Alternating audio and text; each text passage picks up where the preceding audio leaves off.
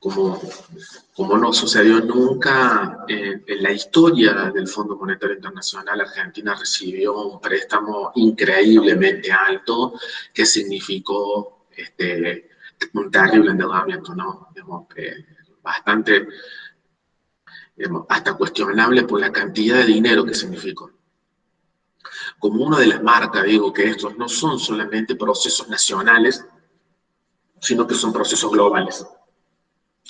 Y eso ahí uno encuentra características que coinciden con los periodos anteriores. Fíjense, otra vez aparecen los organismos internacionales de crédito, el Banco Mundial, el Fondo Monetario, la OCDE, ¿sí? La reforma que se comenzó a hacer hasta por el 2014, si no me equivoco, y que nosotros conocemos con el nombre de Plan Maestro, también era una reforma. A ver, que es una reforma que venía, sí, supuestamente, ¿no? Se lo gastaron todo eso, no sabemos, pero es así. No hay problema. Como les decía, ¿no? Gracias por la contribución, Paul. La reforma educativa conocida como Plan Maestro también está en el marco de esos, de esas, recomendaciones de la OCDE. ¿Quién es la OCDE? La OCDE es la Organización para la Cooperación y el Desarrollo Económico. ¿A quién incluye? ¿A quién agrupa? Bueno, básicamente a las empresas más grandes del mundo, ¿sí? Con lo cual uno sabe que la OCDE es una institución de los poderes mundiales, o sea, no es que ahí no hay ningún pobre, no hay ningún representante de una trabajadora o un trabajador, o sea, están representados los enormes capitales mundiales. Bueno, y tienen si ustedes se van a la página de la OCDE tiene todo el tiempo un grupo intelectual que trabaja proponiendo políticas para los estados, ¿más vale? ¿A cambio de qué? Bueno, de préstamos, incentivos, sí, o sea, que después, bueno, como hemos podido ver en la época de Menem también, el negocio de la apertura indiscriminada significó también la muerte de la industria nacional, ¿no? Y bueno, uno puede ver ahí, sinceramente, ¿no? que deberíamos pensar un poco en la responsabilidad que tenemos a mí me parece que por ahí Argentina es un país que tiene como, digamos, tan ambivalente y tan, digamos, que es increíble, que nos encanta estar mal, digamos, ¿no? A veces cuando uno, con todas las dificultades que tenemos, se proyecta un país más o menos económicamente estable, nos enojó, ya nos aburrimos y votamos para que nos maten de nuevo, ¿no? Y otra vez volvemos a estar en el fondo y volvemos a salir. Esa cosa psicopática, digamos, digamos, de que nos gusta estar mal, ¿no? Es como que nos exige mucho más. Es muy fuerte en la historia reciente, digo, y bueno, deberíamos madurar un poco más, me parece, como pueblo, ¿no? Hoy, en un fenómeno político totalmente diferente, pero que hay procesos que se repiten, pero la configuración del mapa político en Argentina es diferente, no es el mismo de hace 10 años atrás. Han pasado muchas cosas, ¿no? Muy bueno, a mí me parece que ahí, en estas cosas que pasaron, ahí está, ahí colgaron la página de la OCDE. Una de las cosas que sucedieron fue la reforma educativa que quedó trunca, pero la reforma educativa del 2014, que en Córdoba, aún hoy, se sigue trabajando con algo trunco, que es, por ejemplo, la idea de las capacidades, planificar y enseñar basado en las capacidades. Y eso, la idea de capacidades, es un concepto psicológico, bueno, uno puede decir más que psicológico, pero un concepto ligado a las teorías del aprendizaje, que en ese momento que Córdoba, digamos, fomentó, defendió a capa y a espada, y se sigue utilizando cuando esa reforma quedó trunca. Eso tiene que ver porque, bueno, o sea, el ministerio responsable del Ministerio de Educación de Córdoba han sido uno de los mayores defensores de ese modelo a nivel nacional. Hoy uno de los mayores responsables de eso está en la Municipalidad de Córdoba, ¿sí? Digamos, yo les había dicho la semana pasada que Córdoba es una provincia que desde la época de Angelos, es decir, hace mucho tiempo, nunca dejó de ser neoliberal. Nuestra provincia, con todo esto, cosas que hemos visto a nivel nacional, la provincia de Córdoba nunca dejó de ser neoliberal, ¿sí? Eso es para que, digamos, no hay que darle más vuelta. ¿Cuándo se complejizó y se profundizó el neoliberalismo en Córdoba? Con De la Sota, ¿sí? Hasta hacer un repaso, por ejemplo, cuando De la Sota privatizó el Estado y dejó de llamarle ministerio para llamarle agencias, que hasta el día de hoy hay áreas del gobierno que se siguen llamando agencias y no ministerios. Vemos que eso habla de, por un lado, el ingreso, o no sabemos cómo se financia y no sabemos tampoco de dónde sale el dinero y la cantidad de dinero que manejan las agencias. Al ser digamos, una formación más de corte privatizada, no sabemos cómo se maneja, ¿sí? Y eso también es una de las marcas, bueno, que Córdoba no solamente es por eso neoliberal, sino porque fíjense que hasta el día de hoy las privatizaciones que se cuestionaron a nivel nacional, aquí no se cuestionaron, acá tenemos todos los servicios, o sea, está el gas, menos la luz, el gas y el agua potable están privatizadas. Somos una de las pocas provincias que tiene el agua privatizada, entre otras cosas. Siempre, toda la política económica ha sido favorable al sector agrario, de los agronegocios y al sector inmobiliario. Son los dos grandes sectores, enormes sectores, para los cuales el gobierno son los que deciden la política en Córdoba. Por un lado, todos los negocios inmobiliarios, digamos, y sabemos, tenemos un Estado provincial que solamente se dedica a hacer obra pública. Donde nadie sabe de qué es un Estado chiquito, a eso me refiero, sí, que eso tiene las características de lo que sería un Estado neoliberal, ¿no? Un Estado mínimo. Y una educación, por ejemplo, si nosotros analizamos algunas características de las formas de la tercera ola neoliberal, Córdoba tiene varias de esas cosas, ¿no? La subcontratación, cómo se contratan empresas para hacerse cargo de responsabilidades que antes la tenía el propio Estado, digamos, el ensanchamiento del sistema privado de educación, la destrucción de la educación pública en Córdoba, eso es muy notorio, ¿no? Digamos.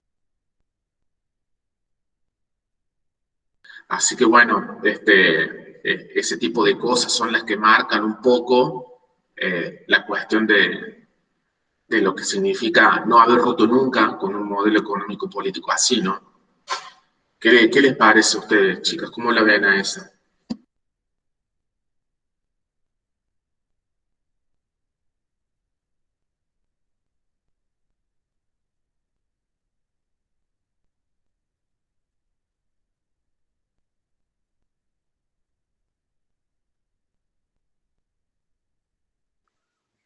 Y sí, la verdad, yo opino de que sí, en Córdoba el Estado está cada vez más chico, ya cualquier servicio está privatizado, no, yo creo que hasta, no sé, creo que la única empresa creo que es TAMSE que todavía pertenece algo así como a la municipalidad, pero ya también está en vía de ser privatizado, así que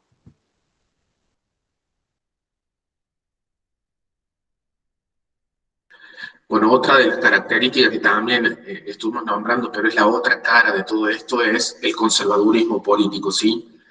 Y bueno, o sea, esto tiene que ver, por ejemplo, con las formas de control y regulación social.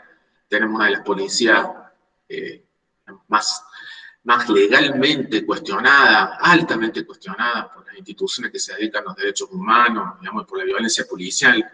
Bueno, por un lado eso, pero también el conservadurismo político viene cuando, por ejemplo, si ustedes se fijan lo que fue el debate de las últimas elecciones que son de las PASO en Córdoba, no existió, no hubo debate político. Cada vez se empobrece muchísimo el debate político y el juego democrático de las elecciones. Aquí no se habla nada. Pareciera como que, en verdad, estamos en una temporalidad que nunca cambia, siempre es lo mismo. Y eso es muy perjudicial para la vida democrática, como lo es también la concentración monopólica de los medios de comunicación, ¿no? Córdoba tiene una concentración monopólica muy fuerte que uno puede ver que generalmente funciona como un difusor o un protector de este gobierno. Digamos, ¿no? Cadena 3, La Voz del Interior, Radio Mitre, Canal 12, bueno, es mucho. Esas cosas hablan de conservadurismo también, porque lo que justamente se pone en riesgo es la democracia, ¿no? La forma democrática, la amplitud de una democracia que permita o que amplíe lo que significa la diversidad de visiones, de posturas acerca de algo. En Córdoba hace mucho tiempo que eso está muy reducido. Ese panorama habla mucho también de lo que sucede en nuestra provincia, ¿no? Pero bueno, digamos, es algo que pareciera que a los cordobeses y a las cordobesas no les interesa demasiado, digamos, ¿no? Porque si no, ya van más de 20 años de este gobierno y sin embargo pareciera que todos los problemas son nacionales y acá no pasa nada. Siempre lo mismo, digamos, ¿no? Algo que nosotros deberíamos poder revisar. Me parece que Córdoba es muy medieval en ese sentido, ¿no? Parece un feudo, digamos. Y ahí sí se nota mucho esta idea del cordobesismo, de la isla, de la famosa isla, ¿no? Que somos, cosa con la cual yo obviamente que discrepo muchísimo, pero a veces pareciera que la gente no le importa nada, digamos, ¿no? Vivimos en un país aparte de Argentina, digamos, no tiene nada que ver. Se nota a veces.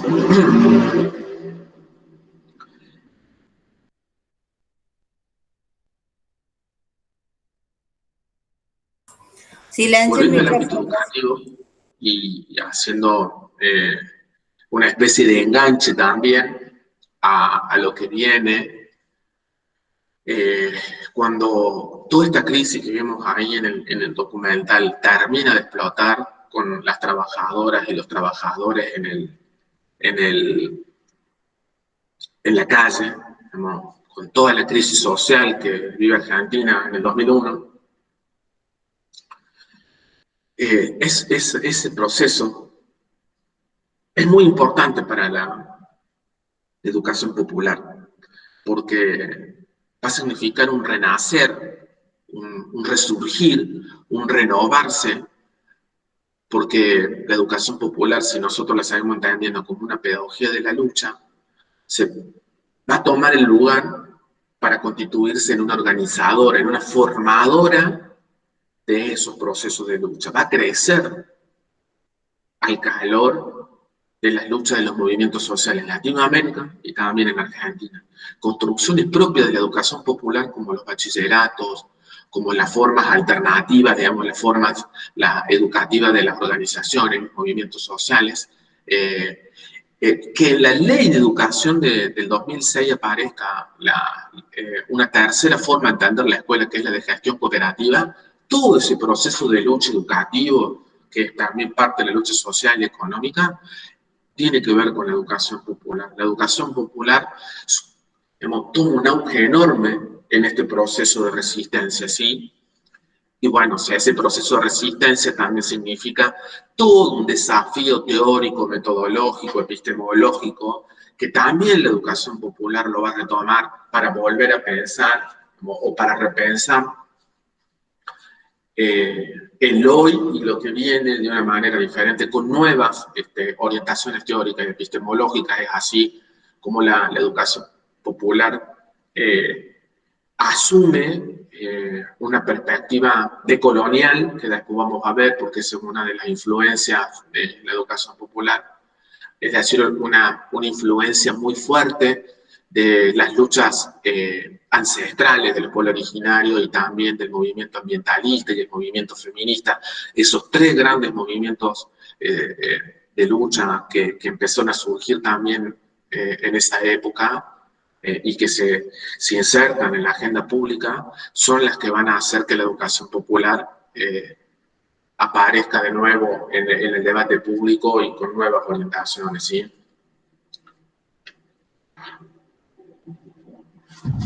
Profe, al respecto de lo que dice, con respecto a la educación popular, leí uno de los textos que se llama Los nuevos amos de la escuela, en donde creo que fue hecho en Europa, me parece que en España, no sé, pero en Europa es. Y bueno, habla de, digamos, como que desde el sector poderoso empresarial se busca que la escuela cambie conocimientos por competencias, o sea, es como que lo que se busca es que se sigan formando constantemente, pero es como algo, eso no es beneficioso del todo porque lo que hace es producir trabajadores pasivos de que no tienen una reflexión, digamos, acerca de todo el contexto, digamos, que los rodea, simplemente saben que tienen que trabajar y que tienen que seguir formándose porque eso va a mejorar su empleabilidad. Sí, sí, tal cual, Laura. Lo que Nico Hirt y Laval, que son los dos textos que hablan de la reforma europea, coinciden para contextualizártelo, describen de alguna manera, analizan el proceso de reforma que coincide con la tercera ola neoliberal que plantea García Delgado, que sería en Argentina la reforma trunca de Macri, ¿sí?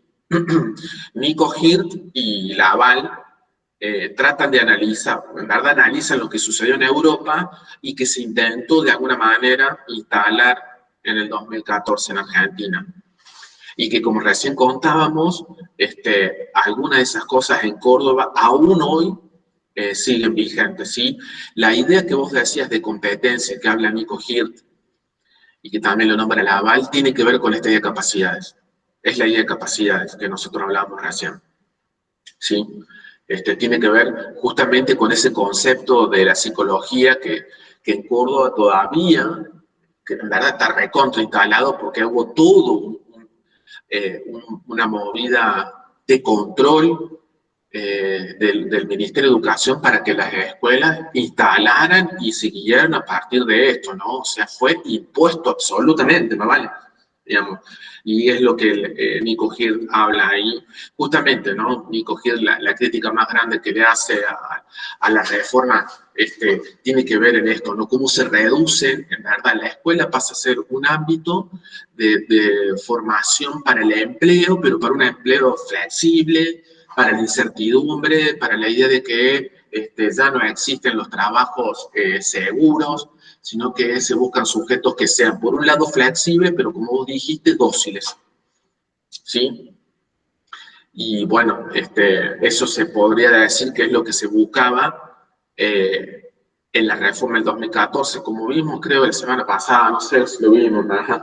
Ese mini video de 1 minuto de Bullrich hablando de educar para la incertidumbre, ¿no? Fíjate que ahí, después vemos, si no, ahí está, chicas, la idea esta de cómo, en verdad, esa reforma que está trunca, lo que buscó, y está ahí, o sea, lo que buscó fue otra vez el reacomodamiento del sistema educativo a una sociedad muy polarizada, muy desigual, muy asimétrica, ¿sí? Digamos, pero que legitimaba, justamente para legitimar sociedades muy desiguales, ¿no? Digamos, entonces, pero eso está ahí, está en pausa, digamos, no sabemos cómo va a ser, pero está bien, es esto que dijiste vos, está muy bien.